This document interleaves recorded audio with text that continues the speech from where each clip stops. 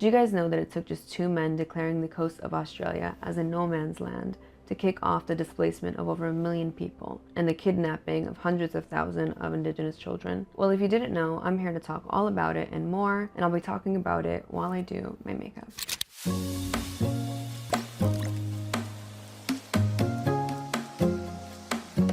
So Aboriginal Australians had inhabited Australia for over 65,000 years, and there were at least 250 distinct cultural practices across the continent. Some estimates even suggest that there were over 700 different languages spoken in Australia. Not only that, researchers have analyzed that these Indigenous Australians used sustainable land systems to cultivate the land, and they didn't rely on governance. Instead, they used something called a kinship practice, or a kinship kind of system. One of these sustainable tactics that they used to cultivate the land was something called fire stick farming, where they would basically set small controlled fires to prevent bigger ones. So they wanted to kind of clear out forests and land of small debris and just dead plants by making small fires, and that would prevent bigger ones. This would also suppress weeds and unwanted plants. And they also followed those kinship systems where they would kind of assign people roles at birth using their skin names, and that would determine who they marry, what their roles and responsibilities are. And the system also enforced strict rules like social distancing between mother and son-in-laws. Now, this was all good and great until the British came along. So why did the British go all the way to Australia in the first place? So the first European colony was established in what is now Sydney in 1788. Now, for the 80 years after this British colony was formed, the British were shipping out criminals to Australia as a form of punishment, and they called this policy transportation. Now, they did this because after the American Revolution, the British lost their ability to send prisoners to America.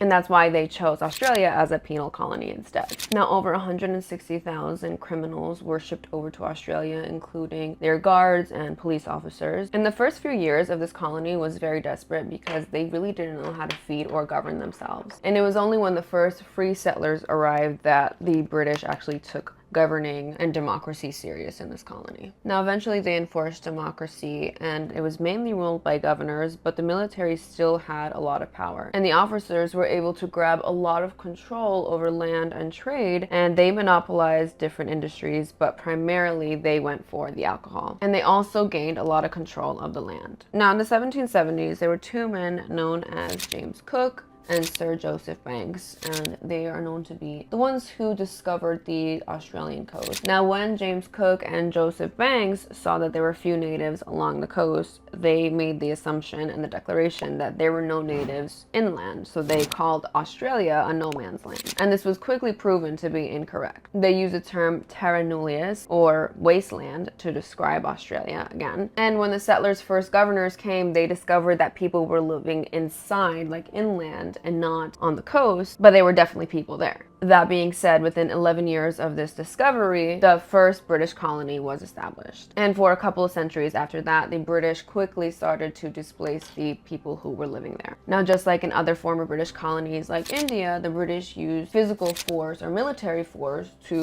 force people to get out of there and take their lands and to have control. Now, some of the notable attempts to harm the Indigenous people include the Black Line Operation of 1830, where 2,200 British settlers, criminals, and police ambushed the Indigenous people from 7 different locations. And this operation cost the British colony almost half of its revenue that year. And they actually failed to capture the people who they were trying to capture, because a lot of these Aboriginal warriors were very skilled and organized in their guerrilla tactics, and they were familiar with the land. And they were able to inflict a lot of damage against the British, even though it said that there were only 300 or less than that in the land. And even though the British had been attacking the Indigenous people of Australia since the colonization started, it wasn't until 1838 that the first British people were tried and eventually hanged for harming innocent Aboriginal people. Now, not only did the British cause a lot of harm to the people that they were displacing in Australia, between 1869 to 1969, the British implemented something called the Stolen Generation policy. And this involved the removal of Aboriginal people from their families and their community.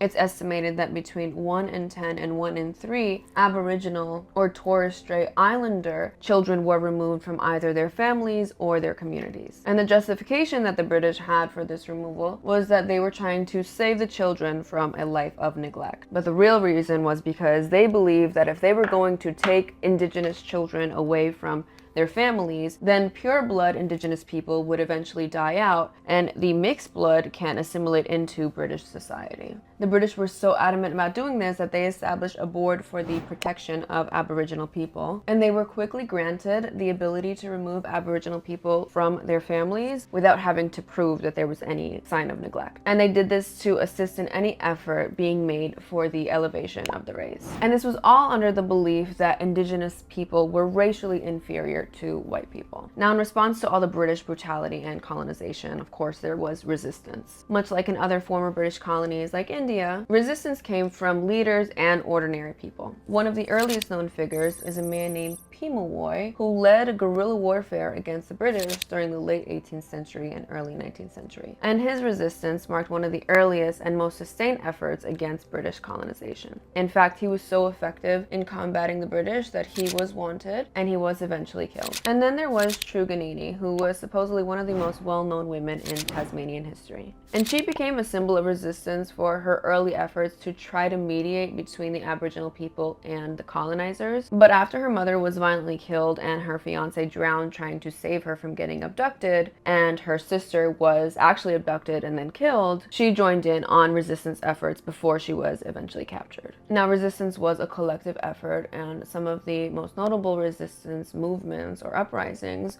are known as the Hawkesbury and Nepean Wars. I could be pronouncing that totally wrong. And those were some of the early examples of resistance. And then there was also the Black War, which was in Tasmania, which is a state of Australia, and the Frontier Wars. Now, just like Indian rebellions, Aboriginal resistance happened for different specific reasons, but they all had a core reason, which was fighting against British oppression and colonization. Now, after decades of brutal colonization and the British stealing their children, the Indigenous people now currently still feel the effects of British colonization. In fact, a report that was published in 2024 shows that the Indigenous population in Australia make up the bottom 20% of household incomes, and that they make up only 0.7% of leadership roles across Australian employers. Disease rates are also higher amongst Indigenous people, specifically those who live in poorer areas. And while this is all true, the Indigenous community and others still actively try to assist the Aboriginal population in Australia towards reconciliation and self-determination. And there are also efforts to ensure that Indigenous communities control how data of their communities is collected, distributed, and processed as a step towards self-determination and culturally appropriate governance.